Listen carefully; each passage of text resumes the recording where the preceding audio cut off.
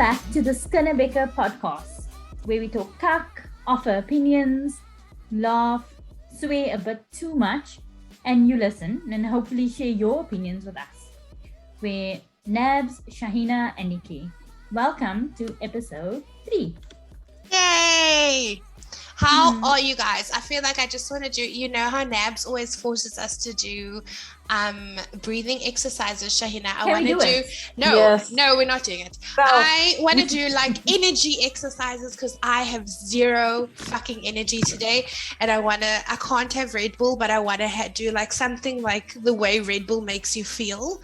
So maybe I do need those crazy breathing exercises. How are you guys? What's going on? I did 5 jumping jacks. So I might do those often. I am good. I'm looking forward to maybe going for a run this weekend. Nice. Because I've been working very late and I haven't had much time to exercise. I haven't done any exercises for like 2 weeks. I think I need the energy boost. And I feel disgusting. I did some yoga the other day and it was great because I've been trying to go to gym at least thrice a week. But this was cut because I was feeling low. Yeah. Low vibes, just really not amazing.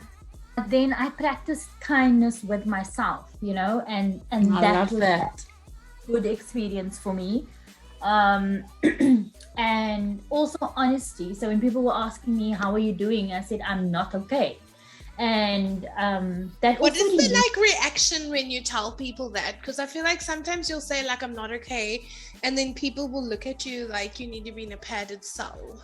Your fuck mix. And you know that is one of the lessons that this week especially was highlighted for me, because not only was I saying that I was not okay, but it taught me that the response from people, I must stop sort of anticipating what the response is going to be and managing that response, but rather just let it out and see what happens. And this week it's been so amazing because everybody who I said to I was not okay, they would say, you know what, that's okay, rather than try to fix it and make me feel like no, positive vibes only, come on, what's wrong? My worst. You know? And exactly, so it was really a good experience, you know, even though I was, so yay to being honest about how we are feeling and allowing the next person to maybe just hold that space for you, you know? Yeah, for sure. What are we talking about today? We are talking about online snooping. Snooping. Is it wrong to be bus? Is it though? I mean, I don't know. Too much on this at the moment, but let's see where this conversation goes. When we think of bus, to me, it had such a bad connotation at school. When you had girls, you'd say, oh my God, she's so bus. Like, what the fuck? You know, it's like scurvy and... I thought it was just like inquisitive.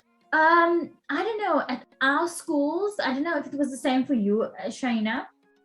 No, it was not. It was frowned upon. It was it was like, what's the ogat? You know, when girls were ogat, ogat, bus, sturvy. Jou vir jou groot. Yeah, that was the same vibe. So I have a very different understanding of bus then, but okay, carry on. Is yours just bus and... But we want to hear yours. Like inquisitive, like say you say something like, oh, I met this guy over the weekend, and I'll say like, oh, where does he live? And then you'll say, don't be bus. Like just, you know, like nosy. Oh. Yeah. For us, it wasn't like that. Was it like deeply negative? It was very negative. Because I feel like ogat and sturvy, those, I've never been called ogat, but I've been called sturvy my whole life. And that is a very negative thing. Yeah. Because it's not nice. Sturvy, but it's not nice. It's not nice. Yeah, it's not lekker. I've never been ogat. People have never said I'm ogat. But sturvy, yes, I have gotten. But again, when you get to know me, you know I'm not fucking sturvy. You know not what I'm at saying? all. Not here to defend my sturviness. No, and I don't actually. I've reclaimed sturvy as a word that I'm actually proud of it. Sorry, sturvy. Hashtag sturvy. Yes, we've elevated ourselves. So I am a sturvy bitch, and if you don't like it, you can get fucked. That is one of the things I love most about you, really. Yeah. Your sturvigheid. My sturviness. Yeah. Unapologetically sturvy. Unapologetically sturvy. Eat my ass. Okay. This is who I am. Okay. Okay, so we're sturvy and we're a little bit bus. So when I think of bus, right, I am talking about someone who's kak bezig, up in your business. Like, yeah. I want to let our listeners know that Nabila is like expert level FBI, CIA, PB, all the acronyms.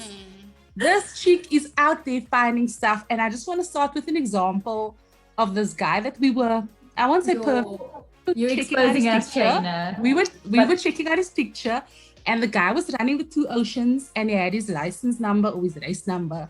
And Nabila said, no, we're just going to go onto the 2 Ocean website. We're going to put in his race number. Oh my God, I wouldn't even have thought of that. She got his name. Then we went this to Facebook, to IG, and we found out his whole life. We know everything about this guy. That's crazy. Why do we do it? Why do we do it? We are bummed. We have trust issues. If we take away, because we don't only do it with men, let's be honest. If I say to you, this girl is starting at work on Monday, we'll go look at her Instagram. We'll go check for her name and surname. We're going to search for you. Why? Yeah. We don't allow people to reveal who they are in their own time because we have like this urgency to like, let's investigate. Who are we dealing with? And you know, that's so fucked up because the information that we have access to, okay, that we find is so far from the truth. Yeah. You can scroll through in 10 minutes 5 years of someone's life and make judgments on those 5 years in 10 minutes that person had to walk in those shoes for 5 years and maybe shade bits here and there. But you'll come across their Facebook page and you'll scroll through and see, oh, this is what happened here. Yeah. And it's so easy to slip into that like habit of saying, you know someone because you see what they post online, but... And when you read them, just make sure you don't mention, about the holiday 5 years. Don't accidentally like 2004's profile picture. At 3 a.m. in the morning. Yo, I've been there, hey? Yeah. And then you unlike so quickly, like your fucking thumb works like lightning speed. I once stalked this guy, and I went so deep into the fucking internet, right? That I ended up on his brother's ex-girlfriend's Facebook page. I was on the dark web. I was so scared. It happens. Yo, I was so scared, right? I deactivated my Facebook profile. That was very dramatic. It was intense because, and I remember at the time something had happened to my phone, so I had like a burner, a cuck phone, and it was cuck slow, and I was just really in a panic for too long for all of that. Anyway, now I know better. So I've mentioned this before, right? I crush on people all the fucking time, but the thing is that I crush on someone from a distance, and I can a persona for you based on your social media profiles. I don't really want to get to know you because you have my illusion of who you are with the reality of who you are. No, we don't want real life. No. And it brings us to that point that you made earlier, Nix, where you are creating this person in your head. Yeah, you do. Before you've even said hello. So something that I often do on Twitter, and I hate this about Twitter and I also love it, is that I will go and see tweets someone has liked. So usually like someone will reply or someone who've never interacted with. I often do it with people who are trolling me because I want to know what kind of person I'm dealing with. Who's trolling you though? I'll fuck him. Random people, guys. It's so terrible. Anyway, then you can go and you can see like what tweets someone's like. So whether they've liked like what do you call that? Anti-vaxxer content, racist content. Like this one guy was rude to me, and then I saw that he had liked a tweet about the old South African flag, and I was like, okay, I know who I'm dealing with now. You are the kind of person who thinks the old South African flag should still be a thing. So I know where I sit in this conversation, and in that way, I think it's okay, because often we can use social media to get a kind of baseline reading of the person that we're dealing with, because we don't know them. Yeah. So like if you were going on a date with a guy, you could go on his Twitter if he had a Twitter and see like who is he interacting with, who is he following, what are the tweets he's liking, because I do feel like in that way I do get a very, very small glimpse into the person you are online. True, but also I think as someone who's active on social media, you can also you get an idea, you have more insight, you know what I'm saying, as opposed to someone who's not active on social media. Maybe. And you're stalking. Do you know what I mean? Because if you don't know how to use Instagram, you're just gonna type someone's name in. You're gonna see, oh, they've got 4 pictures up. You won't go look at their tag pictures because you won't know that's what that is. Yeah. So you do have a very limited level of stalking if you don't know what you're doing.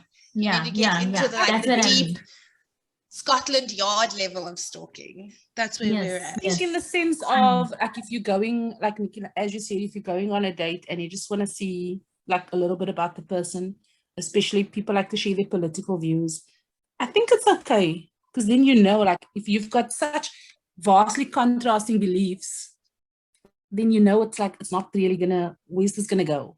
So it's better to go up front than waste each other's time. So I do feel also because of the climate in terms of GBV and things like that, you know, heavy issues.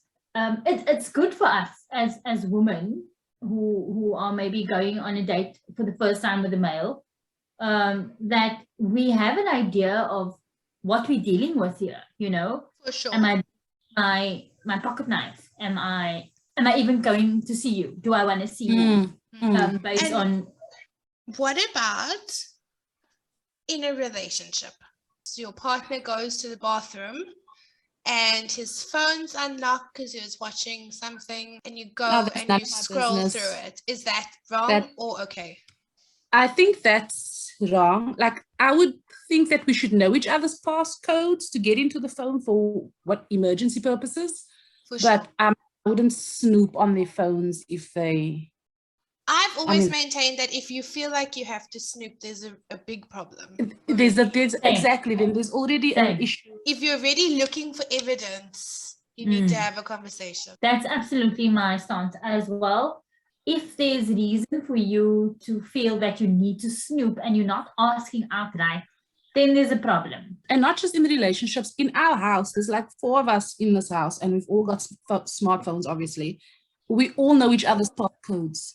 Yeah. Because the kid phone, and if this phone is busy, we need to unlock a phone so that, I mean, there's literally, we just pretty much open about it. I do snoop on my kids' phones, like, Sophie doesn't have a phone, so guys who are listening, Sophie's 9, or she's turning 9. She doesn't have a phone, but she has an iPad that has WhatsApp on it. And I go through her shit wholesale. Like, I'm not even embarrassed. I go through. No, I think that's okay. I make sure that things are above board always. Yeah, no, absolutely. My kids are 10 and 12. They both have phones. I snoop all the time in front of them. I don't even hide it. You know, why should I'm your mother? I don't have to hide it. Yeah. Have you ever been on the other side where somebody is fucking stalking you? Now, because I'm a professional stalker, I know when you are stalking me. I've never had a stalker. I don't feel like I'm special enough for that. Joking, no, because it's toxic behavior. I've never had a stalker, and I touch wood that I never do, because I would, like, one of my biggest fears is being chased, like someone chasing me, running after me. Even if it's as a joke, I get so scared, and the thought of someone like being in my space watching me is the same kind of fear. I would not cope. Like Joe from that show,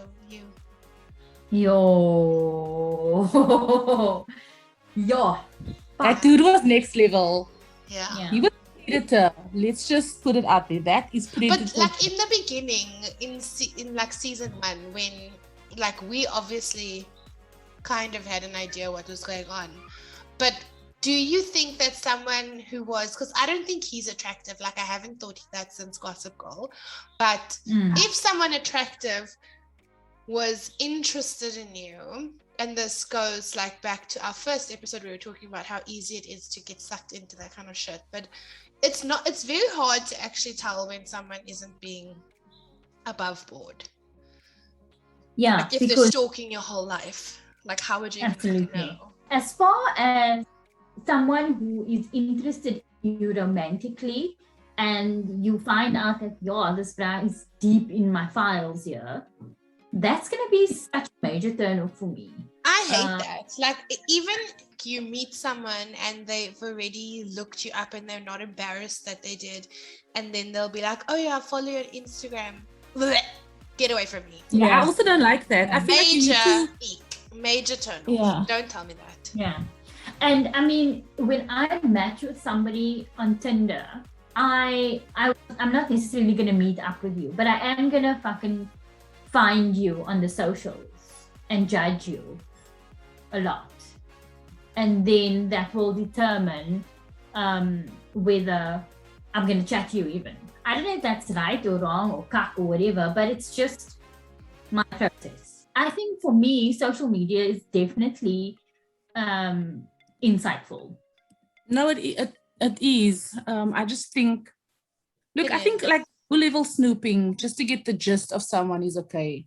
But not diving, I feel like we should give people the opportunity to present themselves, for us to get to know them instead of just And then you know what, I was just thinking, for when you investigating, let's use that word, a potential romantic interest versus stalking someone to the point of where you're really just digging to find something that you can use against them. That's fucking evil. I feel like there are people who do that. We see it with this whole culture vibes.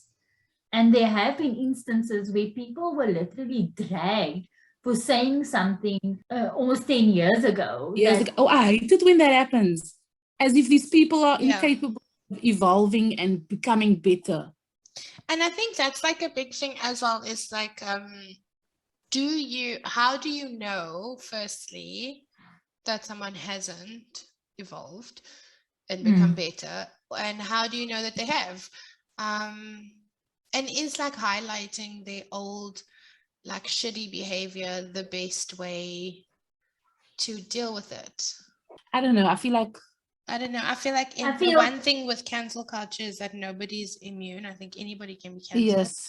Number one. Number two, I think that sometimes it's okay.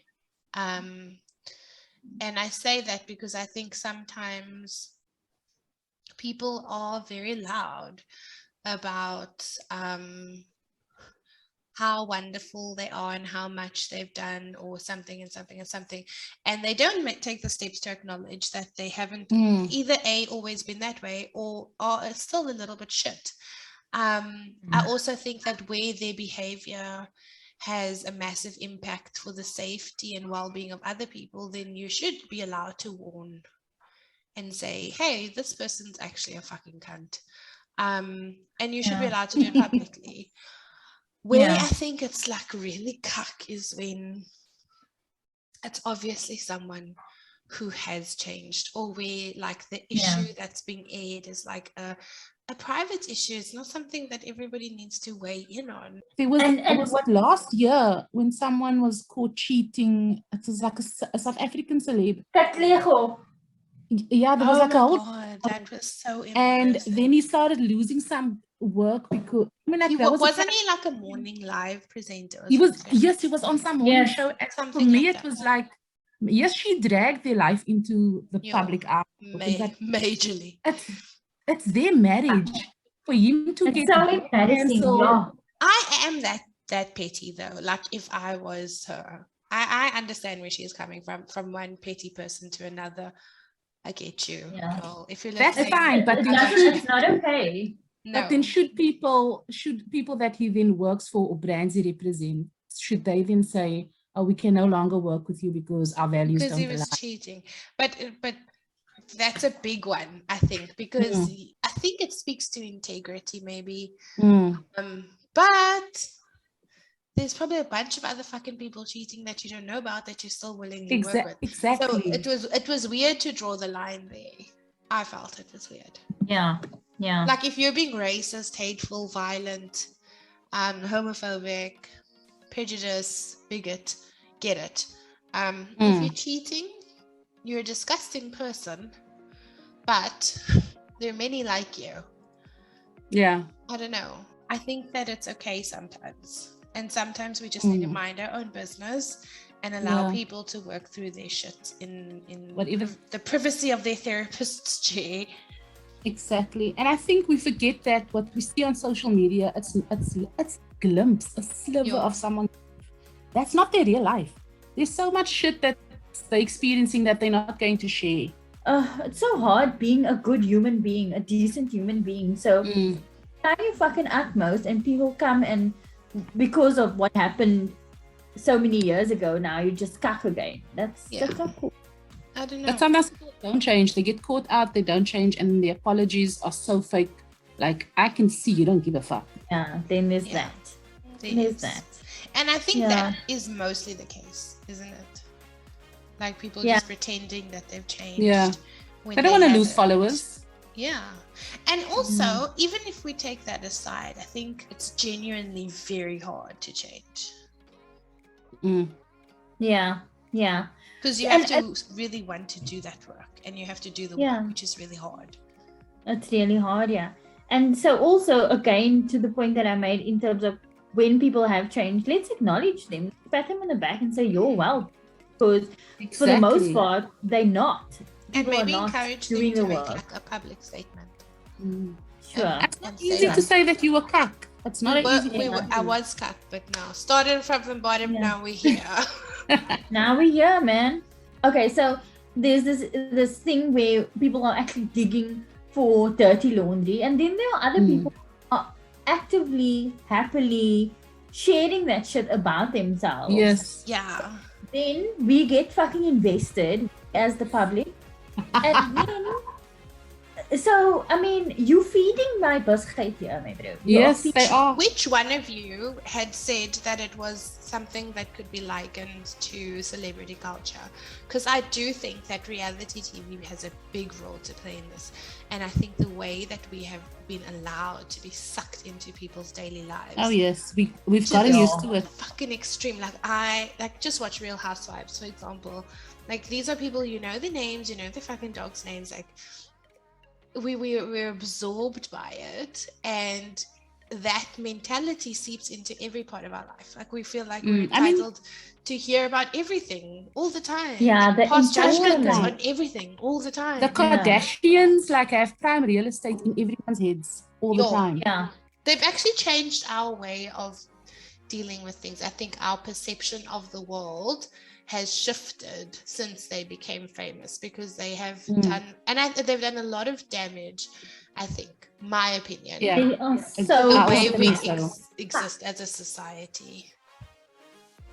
Like making, I don't know. The whole Kim, Kanye, and Pete thing that's not dragged. I'm so embarrassed for Kanye. I mean, this man is having a mental breakdown. Kanye is that ex that's like fucking sending your family messages about how cuck you are. No. It's like phoning your mommy crying at 12 o'clock on a Monday night. No. Kanye is out here dragging everyone. Literally. Oh my god, he's the worst. But you know what? I think he's weaponizing. He's not okay. He's not okay. because I think he knows that people feel sorry for him, and he knows that like the public opinion is quite split on who's right and who's wrong. And I feel like what he's doing is very narcissistic and manipulative. And I genuinely don't feel sorry for him, because his behavior is so typical for most men when they are recently divorced, is shame your ex, drag your kids through it, try to use your children as leverage to gain some more traction in the life of your ex-partner. And it's just fucking tired. It's exhausted. That whole approach and narrative is boring now. Just grow up. Go to therapy. It's sickening, actually. It's just, I don't know. How is he getting away with it? You know, I just, fuck. Way. We are all so fucking invested in this Kanye and Kim thing. They didn't even fucking know we exist. That's really like, what the hell, maybe bro? It's crazy. Sorry. Is it because our lives are so, what is it? Because I don't know. I just don't. Because I feel like compared to what we see in social, like you could think my life is boring. There's no excitement. So I need to do scratch out stuff. Yeah. Let me what this one's up to. And I think that Nabs' life is always super exciting. Whenever I go to her Instagram, I'm like, wow, look at Nabila. She's doing all the stuff. She's on the beach. She's going for hikes. She's living such a dream. If you want to know where I am, I'm watching serial killer documentaries. Yeah, I'm reading like fantasy romance novels all the time. That's okay. So you have that perception of me, right? But most of the time, where am I? What am I doing? I'm fucking lying here in my bed watching series, you know? But that's what I was saying. I mean, Instagram life isn't real life. Yeah, and stalking someone, being biz on social media is the wrong kind of nosiness, because you're getting, it's like playing broken telephone. You're getting a fucked up, warped ass version of who that person is. Yeah. But then it's also, for me, it's very, very interesting to say, for instance, you really, like, you know me, right? You know what my life is. So someone you know, right? Maybe not as well as you know me. You know someone and you look at their social media profile and you know that that's a bunch of fucking lies, you know? That's So what's very interesting to me is the way people curate their lives, or the perception they create about what their life is versus what it really is. I know so many people like that. I also know people. It's such a warped sense of like, mal. I know someone who literally goes out of her way to make her house look bigger. And her house is, not that there's anything wrong with a small house. I have a very small house, but her house is really small. And she does all of this like fucking acrobatics with her camera to make it seem like she lives in this massive, massive house. And I just wonder, like, why are you doing this? Because your most authentic version of yourself is the version that's easiest to sell and to put out there. And she is an influencer. So if you were just authentic and honest and real, you would get authentic, honest and real engagement back. But you're putting out this fucking I love that so much, Nix. I love that what you said about your most authentic self is the easiest to portray, to be, you know. And you don't have to think about it, just being yourself. Just you. And you don't need to go into it. It's just you. You know who you are. And people pick up on that shit, you know. So not that shit, how amazing that is. And I think it's something people aspire to, because everybody is out here, and we just want people to accept, acknowledge, and love us for who we are. But if we are out here portraying to be something other than who we are, then I mean, it's going to be hard. It's going to be hard. I don't know how they've been saying that. Like, how do they live with themselves? I know people whose lives are in shambles. Their lives are literally in shambles. Yeah. But you would think they are living the life, balling, flexing. There was a TikTok couple, guys. Did you hear about that? me. It's exactly that what Shahina is saying. This woman, she Where had does Skinne Bekke tell me? this whole TikTok account all about her perfect relationship. It was like on couple talk vomit, where What the fuck is that? the couples who post on TikTok together and they do like this is our lives as boyfriend and girlfriend. Anyways, there was this woman in the US, right? I'll send an article about it. She had this whole TikTok profile about her and her partner. And he had one about her and him, and they were together for ages. I think they both had massive followings. Guys, he fucking murdered her. What? He murdered her. He shot her in the fucking head. And everyone in their collective communities was horrified because all that we saw as the public was loving, happy couple. Mm-hmm. Couldn't have been if you shot her. Yeah, exactly. Guys. She was obviously doing that to protect whatever. I think it happens, like greenwashing, how companies greenwash. I think women often sanitize the men they're with to the public. Yes. I don't know why that happens, but abusive men often get away with the abuse because the women in those relationships do a fucking good job of sanitizing them publicly. Yeah. And women who do that, I don't know what is it? Is it the desperation to constantly to look to be perceived in that way where you are the happy. Maybe it's also about safety and not wanting to ever, like, you're so hyper aware that you can't speak negatively about someone that you go in the opposite direction because you like probably worry about what the fallout of speaking negatively about that person would be, that you end up just being like hyper positive. We acknowledged that obviously Instagram life isn't real life, or TikTok life isn't real life, but I think too many people are still buying into that this is real when it's not. So she needed to present this image to the world because I think it's like just an amplified version of keeping up with the Joneses. Keeping up with the Joneses was just your neighbor in the street, but now it's everyone in the entire world that you run into. And everyone's watching because we all bust all the time. Yeah, and because it's so easy to be bust. Is it wrong? And that was the question that we started this episode with. Is it wrong? What do you think, Shahina? Problems. Are we part of the problem? I'm still maintaining that it's not wrong, but not as a rule. Each situation's different. Yes. There are times when it's okay, and there are times when it's absolutely not. I agree, 100,000%. I think use it as a way to protect yourself, and but don't let remember that what you are seeing is curated. It's a perception that this person's trying to create versus the reality, and allow that person, perhaps maybe it's a romantic interest, allow this person to impress you. Yeah, get to know them. Let them reveal themselves in real life in a way that is meaningful and honest, and not you reading through his mom's Facebook posts in the middle of the night to get a better idea of who he is. Go meet him. And then deactivating your Facebook account. Oh my God, I still can't believe you did that. Okay, so I am Bus, but in the best possible way. I'm also Bus. Bus and Sturdy. Yeah.